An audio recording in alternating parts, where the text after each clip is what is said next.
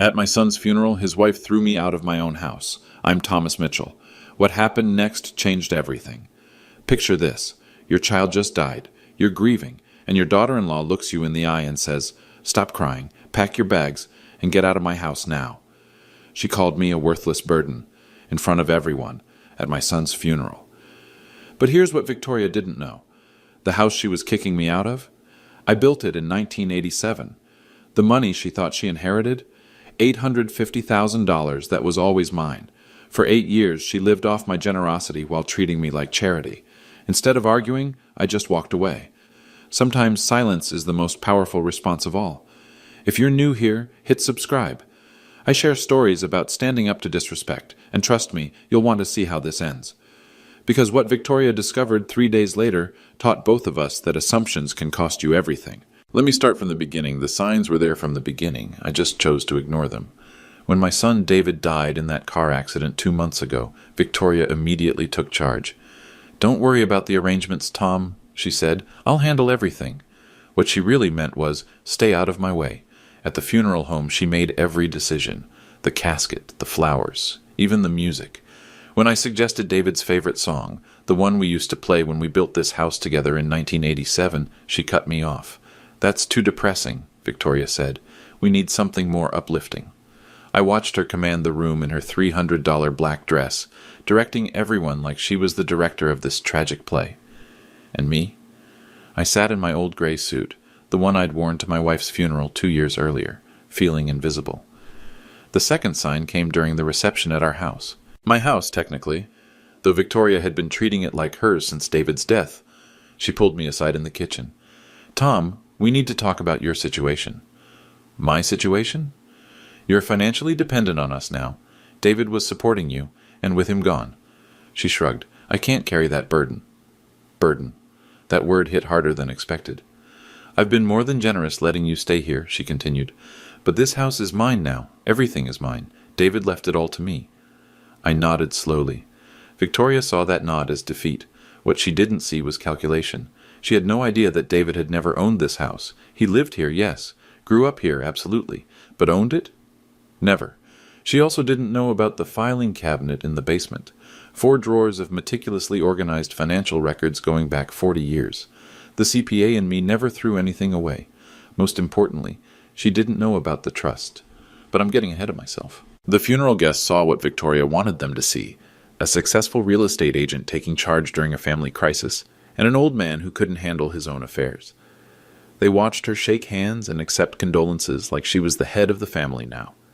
Meanwhile, I sat quietly in David's old recliner, the one I'd bought him for his 16th birthday, and listened to her paint me as the dependent father-in-law. "Tom's having a hard time adjusting," I heard her tell our neighbor Helen Davis. "The poor man doesn't understand finances. David handled everything for him." Helen shot me a sympathetic look. She'd known me for 37 years, since the day I broke ground on this lot. But even she seemed to believe Victoria's version of reality. That's when I realized something important. People see what they expect to see. Victoria expected to see a grieving widower who couldn't manage on his own, so that's what she saw. The old Honda Civic I drove instead of something flashy. The simple clothes I wore instead of expensive suits. The quiet way I handled my grief instead of making a show of it. She mistook humility for helplessness, quiet for weak, generous for desperate. It was an understandable mistake. I'd spent 2 years since my wife Margaret's death living simply. No need for expensive toys or status symbols when you're learning to live alone. David understood that. He respected my choice to downsize my lifestyle. But Victoria? She measured worth by appearance, by volume, by who controlled the conversation. She was about to learn that the most dangerous person in any room is the one who doesn't need to prove anything. As the last guests left that Tuesday evening, Victoria cornered me by the front door. "I meant what I said, Tom. This arrangement isn't working anymore." I looked around the living room I'd painted 3 times over the decades. The hardwood floors I'd installed by hand. The crown molding I'd measured and cut with David when he was 12. "I understand," I said quietly, but Victoria had no idea what I understood, and she definitely had no idea what was coming next. Wednesday morning brought clarity and coffee in equal measure. I sat at my kitchen table, the one Margaret and I had bought at a garage sale in 1986, and made a list. Not of what I was losing, but of what Victoria thought she was gaining. The house, 2,400 square feet of memories on Maple Street in suburban Cleveland. Current market value, according to Victoria's own real estate expertise, $420,000. The life insurance, David's policy through his engineering firm, $150,000. Victoria had already started spending that money in her head. The furniture, everything from Margaret's antique china cabinet to David's collection of engineering textbooks, not valuable to others but priceless to me. My dignity, watching Victoria parade around like she'd inherited a kingdom when she'd actually inherited nothing at all. But here's what really bothered me. It wasn't the money or even the house. It was the erasure. Victoria was systematically removing every trace of the life Margaret and I had built here. She'd already boxed up Margaret's photos from the mantel. David's childhood drawings were gone from the refrigerator. Even my old CPA certificates had disappeared from the den wall. "I'm redecorating," she explained when I asked about Margaret's photos. "David always said this place needed updating." Updating, as if 40 years of memories were outdated software. She gave me 30 days. 30 days to find somewhere else to live on what she assumed was Social Security and nothing else. 30 days to pack up 4 decades and pretend it never happened. The cruelest part? She was doing it all with such confidence, such certainty that she held all the cards. Tuesday afternoon, she'd handed me a printed timeline. Actually printed it out, like I was a tenant getting evicted. "November 15th, she said, pointing to the date circled in red. "That gives you time to find a nice senior community, somewhere more appropriate for your situation." Your situation. There was that phrase again. "I've already looked into a few places," she continued, pulling out brochures like she was doing me a favor. "Sunset Manor has openings. It's only $800 a month for a studio apartment." $800 a month. She expected me to spend my entire Social Security check on rent and somehow survive on nothing else. "What about food?" I asked. "Transportation? Medical bills?"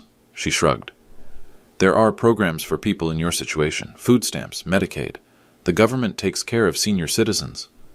The government. Like I was some charity case who'd never contributed anything to society. That's when I realized Victoria didn't just want me gone. She wanted me grateful for the opportunity to leave. She wanted me to thank her for 30 days instead of 0.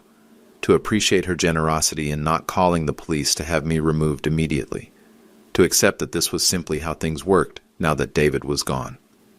But Wednesday morning, sitting with my coffee and my list, I had a different realization. Victoria had made one critical assumption, that David owned everything she was claiming. She'd been married to him for 8 years. She'd lived in this house for 8 years.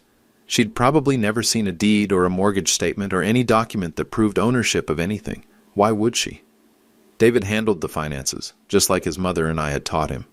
The man takes care of the money. Old-fashioned maybe, but it worked for us. Except David had never actually handled my finances. He'd helped me around the house, sure.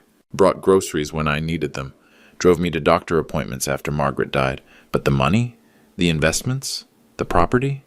That was always mine to manage. Victoria saw David's helpfulness and assumed dependency. She saw my gratitude and assumed obligation. She saw 2 years of quiet grief and assumed defeat. If I said nothing, if I just packed my bags and shuffled off to Sunset Manor like a good little senior citizen, what message would that send? That bullies win. That volume beats truth. That if you're loud enough and confident enough, you can rewrite history and steal someone's life. That respect is optional when you're dealing with old people. That my 40 years of marriage to Margaret meant nothing. That the house we built together was just bricks and wood. That the son we raised here could be forgotten as easily as photos removed from a mantel. The stakes weren't just financial, they were existential.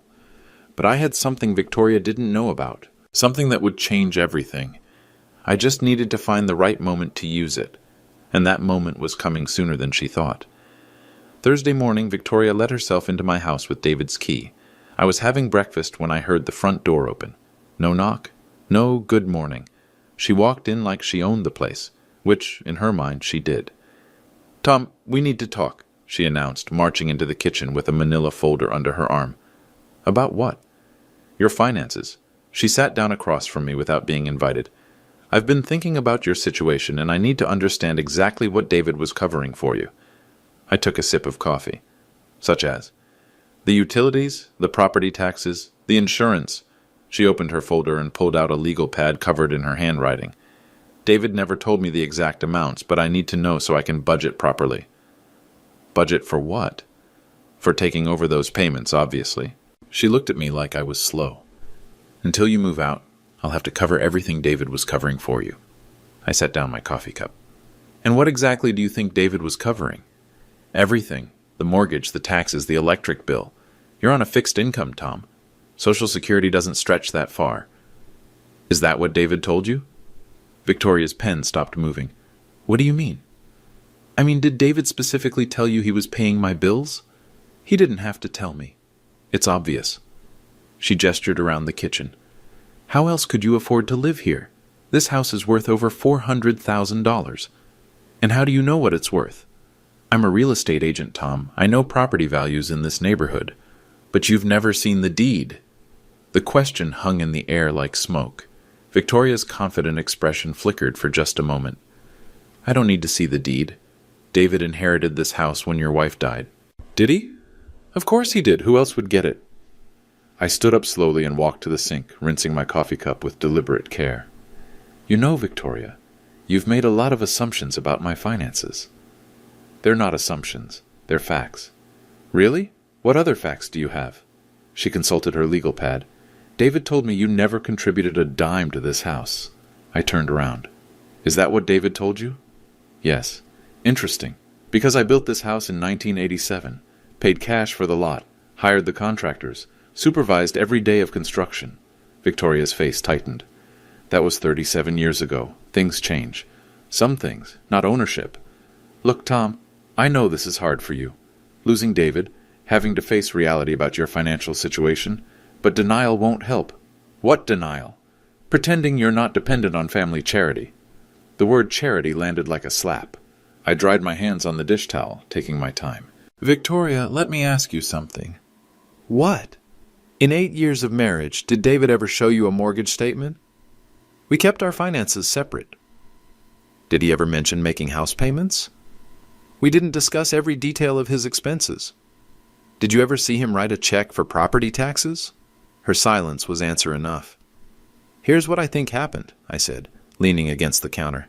David helped me around the house, picked up groceries, did some yard work, and you assumed that meant he was supporting me financially. Because that's what it looked like. Appearances can be deceiving. Victoria stood up, clearly frustrated. Fine. Show me the deed then. Prove you own this house. I don't have to prove anything to you. Yes, you do, because I'm David's widow and I inherited everything. Did you? Stop answering questions with questions. Stop making assumptions. We stared at each other across the kitchen. Victoria's jaw was tight, her real estate agent composure cracking. You have until November 15th, she said finally. After that, I'm changing the locks. We'll see about that. She gathered her papers and headed for the door. We'll see about what? But I just smiled and started loading the dishwasher. Some conversations are better finished with lawyers present. Friday afternoon, I did something I hadn't done in months. I went down to the basement. The basement had always been my sanctuary. Margaret used to joke that I was like a squirrel down there, storing away every document and receipt like they were acorns for winter. You never know when you'll need proof of something, I'd tell her. She'd roll her eyes and remind me that normal people didn't keep 40 years of bank statements. But I wasn't normal people. I was a CPA who'd learned early that paper trails tell stories, and stories protect you when memories fail or people lie. The filing cabinet stood exactly where I'd left it. 4 drawers of meticulous organization, each drawer labeled by decade. Each file folder labeled by category, each document filed chronologically. It was beautiful in its own way. I pulled out the bottom drawer first, 1980s, the decade that changed everything. Inside, I found the folder I was looking for, real estate, 447 Maple Street. Yes, 447. The house number Victoria thought she now owned. The first document was the original land purchase agreement, March 12, 1987. Thomas Mitchell, buyer, $43,000 for the lot. The second document was the construction contract, Mitchell & Sons Building Company. No relation to me, just a coincidence of names. $78,000 for a custom colonial. The third document was the most important, the original deed, recorded March 15, 1987. Owner, Thomas Mitchell, no cosigner, no joint ownership, no mortgage. I'd paid cash for everything. Victoria had no idea, of course. She'd been 4 years old in 1987, probably learning to tie her shoes while I was learning to read blueprints. But there was more in that folder. Much more. Insurance policies, property tax receipts, utility connection agreements, all in my name, all paid by me, all proving continuous ownership for 37 years. David's name appeared nowhere in any of these documents. I pulled out the second drawer. 1990s. More of the same. Property taxes paid annually by Thomas Mitchell. Insurance premiums paid quarterly by Thomas Mitchell. Even the landscaping receipts were in my name. The 2000s drawer told the same story, and the 2010 S, and the most recent file from 2024. But the real surprise was in the very back of the bottom drawer, in a folder labeled Trust Documents. Private. This was the folder Victoria definitely didn't know about. Inside were papers that would change everything, documents that told a story she couldn't imagine. The first paper was a trust agreement, dated June 15, 1985, before David was even born. The Thomas and Margaret Mitchell Family Trust. The second paper was a bank statement from First National Bank of Ohio. Current balance as of October 31, 2024, $853,412. The third paper was a list of trust beneficiaries. David's name was there, yes, but not as an inheritor. As a beneficiary during his lifetime, with specific terms and conditions. Terms and conditions that Victoria had never bothered to ask about. The trust was complicated, the way these things always are. But the basic structure was simple. Margaret and I were the original trustees. After Margaret's death, I became the sole trustee. David received monthly allowances for education, housing assistance, and family support. But ownership? That always remained with the trust, which meant it remained with me. David had lived comfortably because I made sure he lived comfortably. The engineering degree I helped pay for, the wedding I helped fund, the various investments and opportunities that came his way. All of it flowed from this trust. All of it remained under my control. Victoria saw David's comfortable lifestyle and assumed he was independently wealthy. She saw his generosity toward me and assumed it came from his own earnings. She never imagined that the money flowing from David to me was actually my own money flowing back home. It's funny how assumptions work. You see what fits your expectations and ignore what doesn't. Victoria expected successful young couples to support their aging parents. So when she saw David helping me, she assumed dependency. She never considered the possibility that I was helping him. But there was one more document in that folder. One that would matter most when the time came for truth-telling. David's life insurance policy. $150,000, just like Victoria said. But the beneficiary wasn't Victoria. The beneficiary was the Thomas and Margaret Mitchell Family Trust, which meant the beneficiary was me. Victoria had been spending money that was never hers to begin with, making plans with resources that belonged to someone else, building a future on a foundation that didn't exist. I closed the filing cabinet and headed back upstairs. In the kitchen, I made myself a sandwich and thought about timing. Victoria had given me until November 15th to move out. Today was November 1st. That gave me exactly 2 weeks to decide how to handle this situation. I could call her right now, explain the truth, show her the documents, watch her world collapse in real time. Or I could wait. Let her keep making assumptions. Let her dig the hole deeper. Let her learn the lesson the hard way. As I ate my sandwich, I remembered something my old business partner used to say. Tom, sometimes the best negotiation strategy is letting the other guy talk himself into a corner. Victoria was definitely talking herself into a corner. The question was, how deep did I want to let her dig before I stopped her? I looked around the kitchen I'd designed 37 years ago. The cabinets I'd chosen, the countertops I'd installed, the windows I'd measured and ordered, my house, my trust, my choice. Victoria was about to learn that respect isn't negotiable, but first she needed to finish digging. Sunday morning brought the worst of Victoria. I was getting ready for church when she arrived with 3 of her real estate agent friends. She'd invited them for what she called a consultation about the house's potential. I heard them before I saw them. Victoria's voice carrying through the front door. This place has incredible bones, but the decor is so outdated. Classic old person style, you know? They walked through my house like it was already theirs. Oh my God, Victoria, this crown molding is gorgeous, said a blonde woman in expensive boots. Original? From 1987, Victoria replied.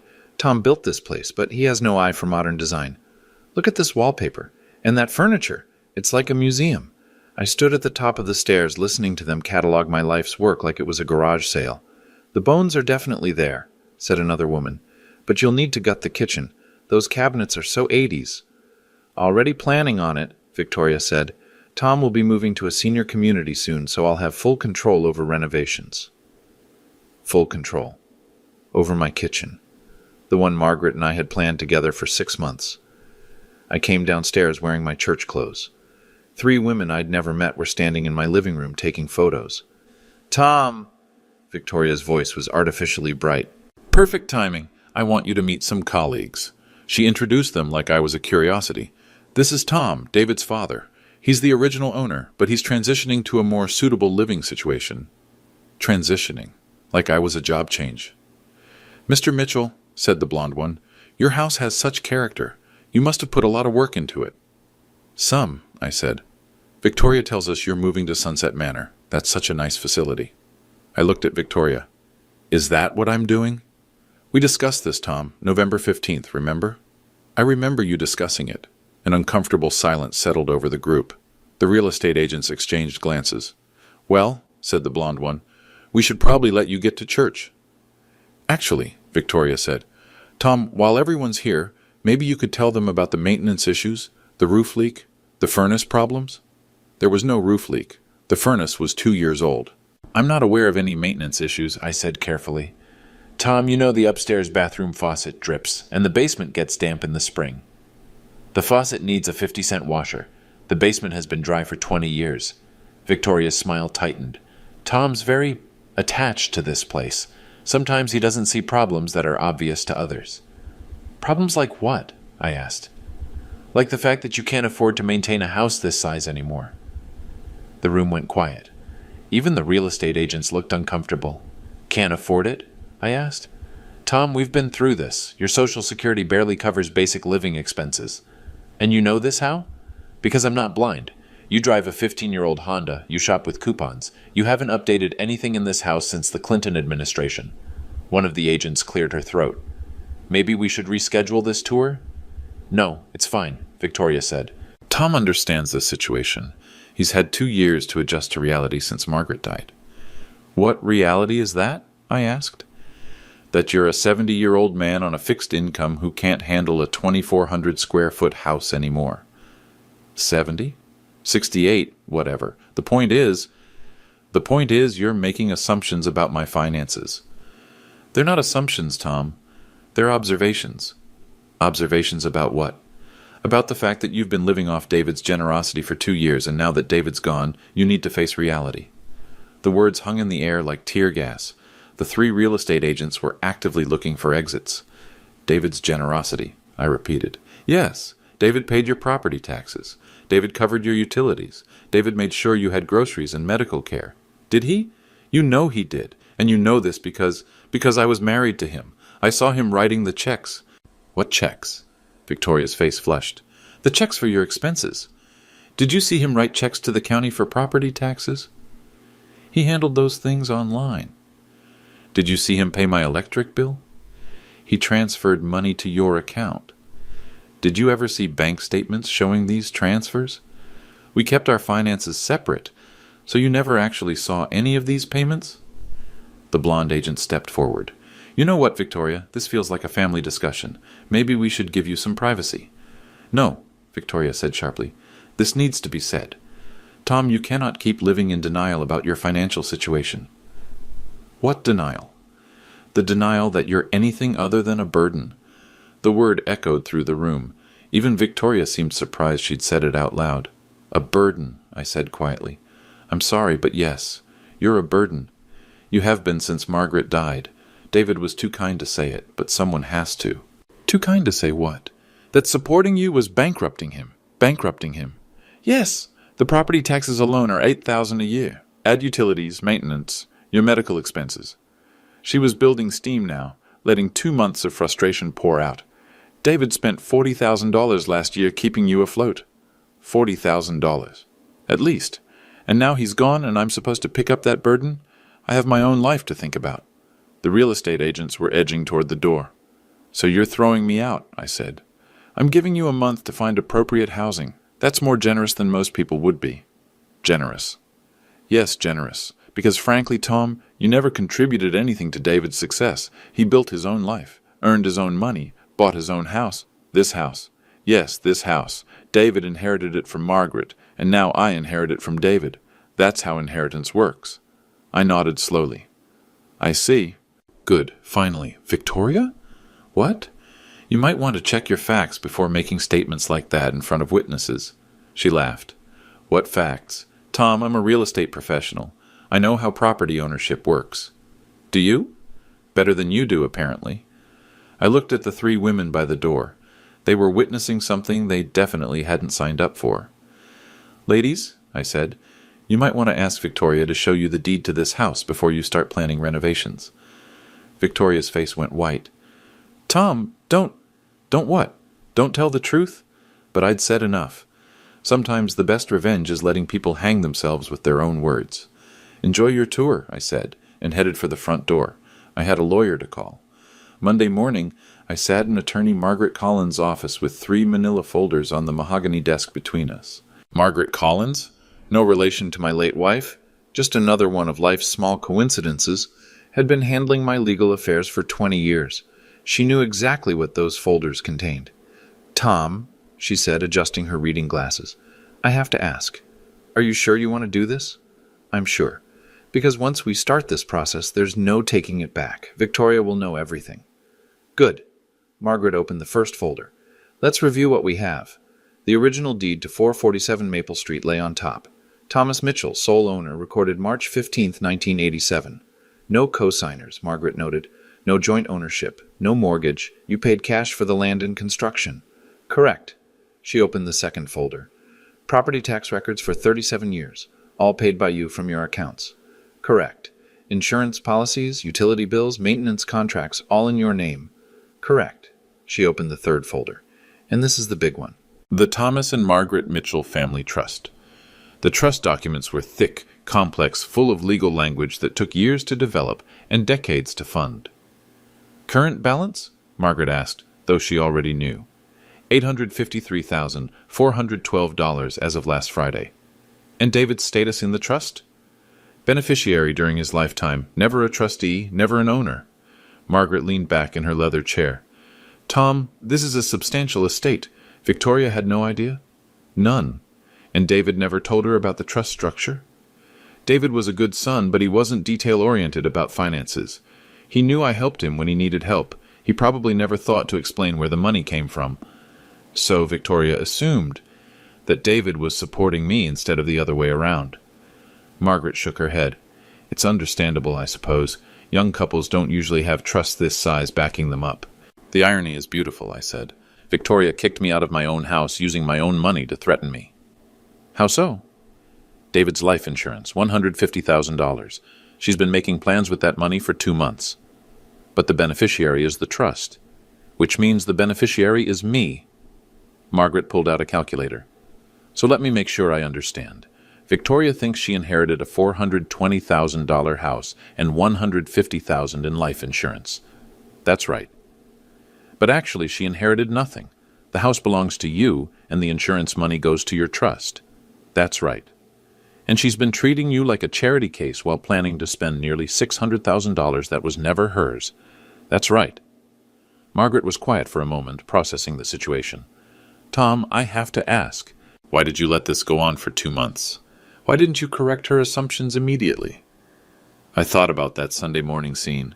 Victoria calling me a burden in front of strangers. The casual cruelty of it. Because I wanted to see how far she'd go. And she went pretty far. Margaret nodded. What do you want to do now? I want to establish clear boundaries. Legal boundaries? All kinds of boundaries. She pulled out a legal pad. Talk to me. First, I want the insurance claim processed immediately. The money belongs to the trust, not to Victoria. Done. That's straightforward. Second, I want Victoria served with formal notice that she's a tenant in my house, not an owner. Also straightforward. How much notice? 30 days. The same time frame she gave me. Margaret smiled slightly. Poetic justice. Third, I want her to understand exactly what David's relationship to the trust was, so she can't claim ignorance going forward. We can provide complete documentation. And fourth, I paused, I want witnesses present when we have this conversation. Witnesses? The same real estate agents who heard her call me a burden yesterday. They should hear the truth too. Margaret set down her pen. Tom, that feels like public humiliation. No, public humiliation is what Victoria did to me. This is public education. There's a difference? Victoria humiliated me to make herself feel powerful. I'm educating people to prevent future misunderstandings. Margaret considered this. The real estate agents aren't necessary for the legal process, but they're necessary for the social process. Explain. Victoria spent 2 months telling people that I'm a broke old man living off family charity. Those people deserve to know the truth. And Victoria deserves to hear that truth in front of the same people she lied to. Exactly. Margaret made notes on her legal pad. When do you want to do this? Tomorrow. Give Victoria 24 hours to enjoy her assumptions. And if she refuses to meet, then we serve the papers without explanation and let her figure it out. Margaret pulled out her calendar. I can have everything ready by 10 a.m. tomorrow. Perfect. Where do you want to meet? Victoria's real estate office, where her colleagues can see what respect looks like. Margaret looked up from her calendar. Tom, I've been practicing law for 30 years. I've seen a lot of family disputes. This isn't about the money, is it? No, it's about the disrespect. It's about boundaries. Victoria needs to learn that you can't treat people badly just because you think they're powerless.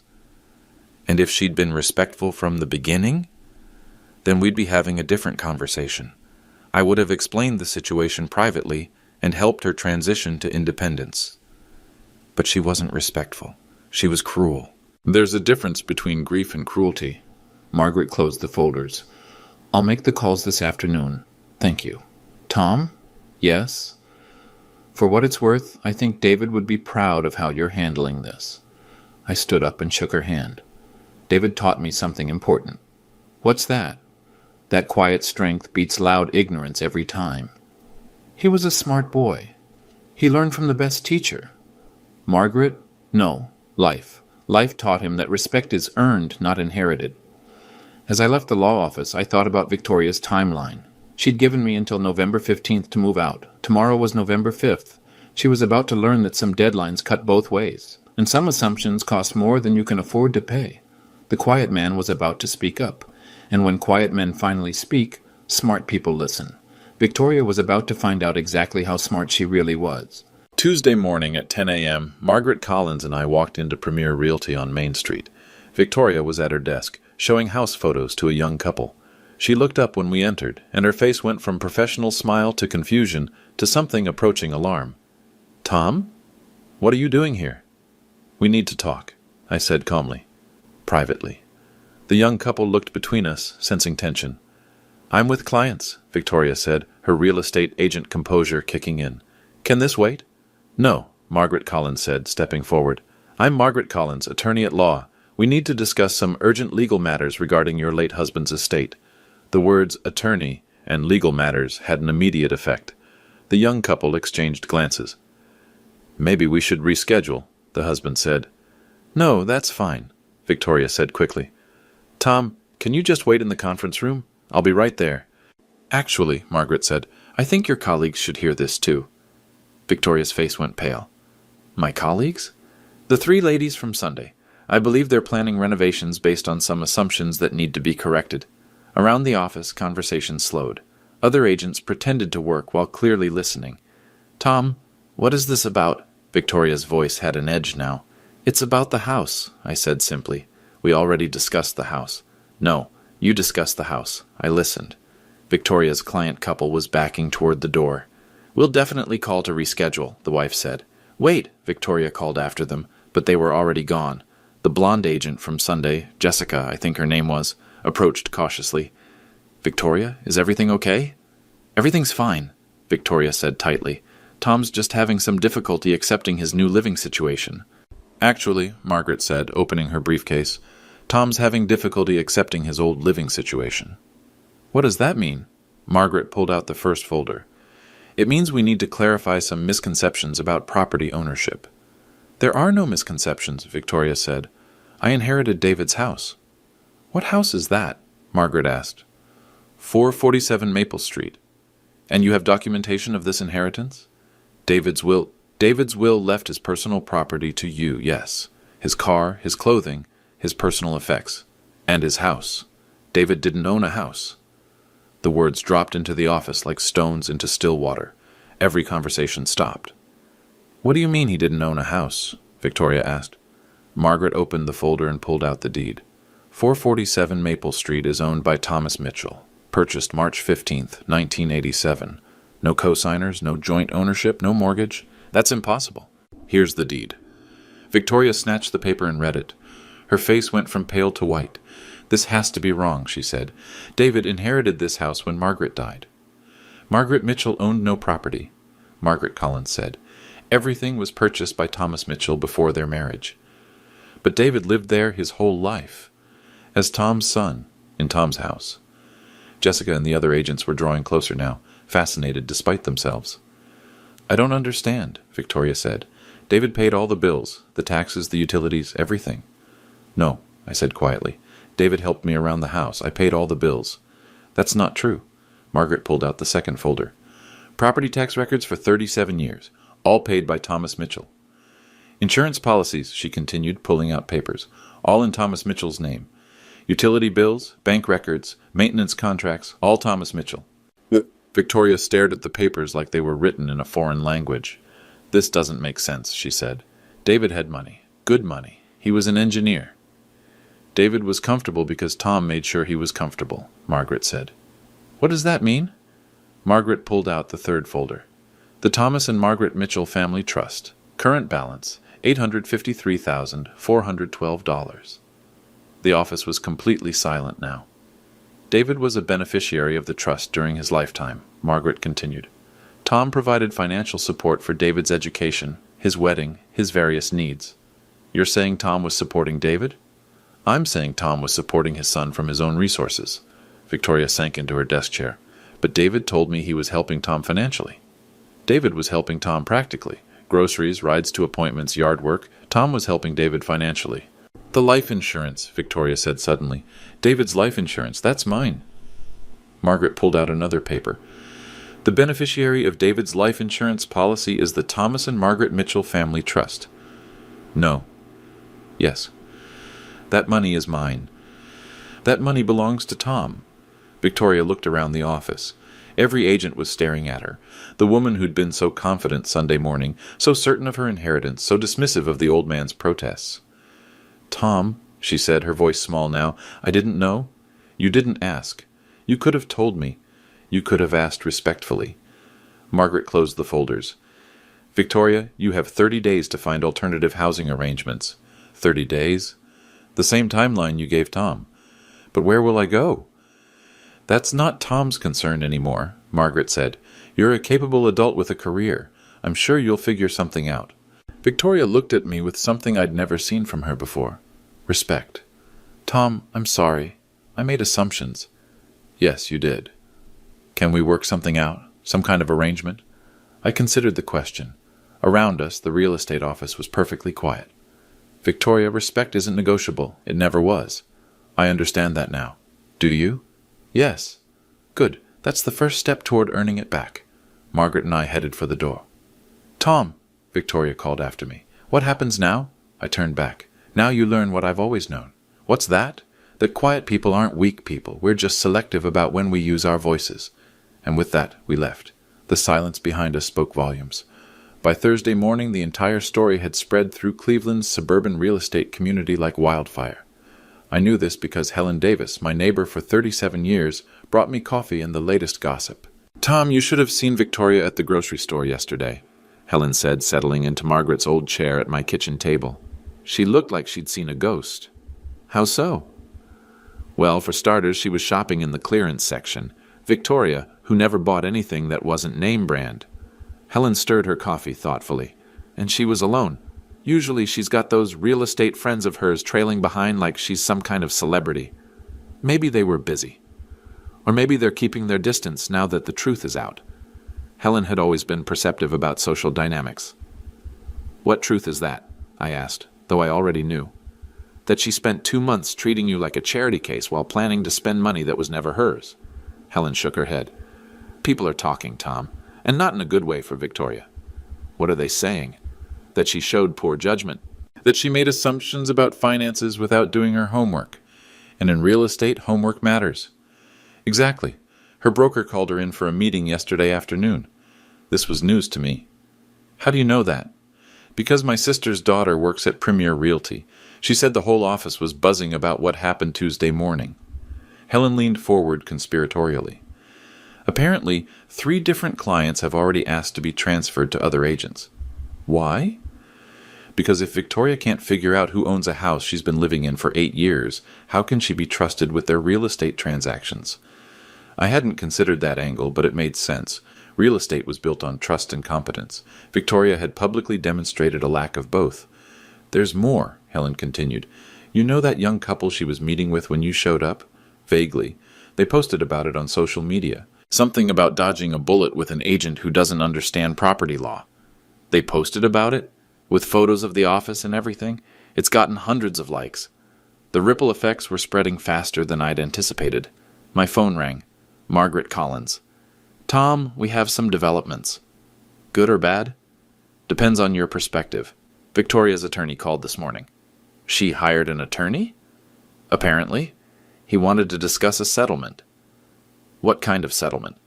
Victoria would like to stay in the house for 6 months instead of 30 days. She's offering to pay rent. How much rent? $2,000 a month. I almost laughed. For a house worth $420,000? Market rent would be closer to $3,000, yes? What did you tell him? That we'd consider reasonable offers. And what's reasonable? $3,500 a month, first and last month in advance, plus a security deposit equal to 1 month's rent. So $10,500 up front? Correct. If she wants to stay, she pays market rate like any other tenant. Can she afford that? That's not our problem. But her attorney seemed to think it might be challenging given her current circumstances. After I hung up, Helen was studying my face. Victoria wants to stay? She asked. She wants to pay below market rent to stay. And you said? I said she can pay market rent like anyone else. Helen nodded approvingly. Fair is fair. Friday afternoon brought another visitor, David's old college friend, Mike Thompson. Tom, I owe you an apology, he said at my front door. For what? For believing Victoria's version of things. She told everyone that David was supporting you financially. And you believed her. I did. And I'm sorry. I should have known better. Mike shifted uncomfortably. The thing is, David always talked about how proud he was of your success. How you'd built this house, how you'd managed your investments, how you'd taught him about financial responsibility. So, why did you believe Victoria? Because it fit what I expected to see. Old man, dead wife, grown son helping out. It seemed natural. Assumptions again. Yeah, and I'm not the only one. A lot of David's friends made the same assumption. And now? Now we're all feeling pretty stupid. And we're wondering what else Victoria might have misrepresented about David. That was an interesting development. Victoria's credibility was collapsing across multiple social circles. Saturday morning, Margaret Collins called with the final update. Victoria's attorney called back, she said. She can't afford the rent. So she's moving out? She's moving out. But there's something else. What? She's also leaving Premier Realty. Voluntarily? Let's call it mutually agreed upon. So Victoria was losing her house and her job in the same week. Tom, I have to ask, do you feel bad about any of this? I looked around my kitchen, the one Margaret and I had designed together, the one Victoria had planned to gut and renovate. Margaret, Victoria made choices. She chose to be cruel instead of kind. She chose assumptions instead of questions. She chose to humiliate me in front of strangers. And now she's facing consequences. Natural consequences. I didn't fire her from her job. Her clients did that by requesting other agents. Because they lost confidence in her judgment. Exactly. This isn't revenge, this is accountability. And Victoria? Victoria is learning that actions have consequences. It's a lesson she should have learned years ago. Sunday morning, I sat in church thinking about forgiveness and boundaries. They weren't opposite things, I realized. They were complementary. I could forgive Victoria for her assumptions and still maintain boundaries about respect. I could forgive her cruelty and still expect her to face the natural consequences of her choices. Forgiveness didn't mean pretending nothing had happened. It meant accepting what had happened and moving forward with wisdom. Victoria was moving out next weekend, and I was moving forward with a new understanding of my own quiet power. Sometimes the best lesson you can teach someone is to let them teach themselves. 3 weeks later, I sat in my living room reading the Sunday paper when the doorbell rang. Victoria stood on my porch with a moving box in her hands. "Hi, Tom." "Victoria. I found some things that belong to you. Photo albums from when David was little. Some of Margaret's recipe cards." I opened the door wider. "Come in." She set the box on the coffee table and looked around the room she'd planned to renovate. "It looks the same," she said. Why would it look different? I don't know, I guess I thought you might change things after everything. Some things don't need changing. We sat in the quiet for a moment. "Tom, I owe you more than an apology. You don't owe me anything." "Yes, I do. I treated you terribly. I made assumptions about your life, your finances, your worth. I was cruel when I should have been grateful. And now? Now I understand something I should have understood from the beginning." "What's that?" "That David learned his values from someone. His kindness, his generosity, his quiet strength. He learned all of that from you." I nodded. "David was a good son." "He was, and you were a good father. I just couldn't see it because I was too busy making assumptions." "We all make assumptions, Victoria. The question is, what we do when we learn we're wrong. I'm trying to learn from this." "Good. I found a job in Columbus. Fresh start, new city. Maybe I can do better there." "I hope you can." She stood to leave, then turned back. "Tom, can I ask you something?" "Of course." If I'd been respectful from the beginning, if I'd asked questions instead of making demands, would things have been different? I thought about that. Probably. I would have helped you transition to independence, given you time to find your feet. We might have found a way to honor David's memory together. Instead of fighting over it. Victoria picked up her purse. "I guess respect really isn't negotiable, is it?" "No, it's not." "Thank you for teaching me that." After she left, I opened the box she'd brought. David's baby pictures, Margaret's handwritten recipes, small treasures that had somehow ended up in the wrong hands. I thought about the past 3 months. The funeral, the confrontation, the legal resolution, the natural consequences. Victoria had learned an expensive lesson about assumptions and respect. But I'd learned something too. I'd learned that quiet strength doesn't mean silent acceptance of disrespect. I'd learned that boundaries aren't walls, they're guidelines for healthy relationships. Most importantly, I'd learned that sometimes the most powerful thing you can do is simply tell the truth and let people deal with the consequences of their own choices.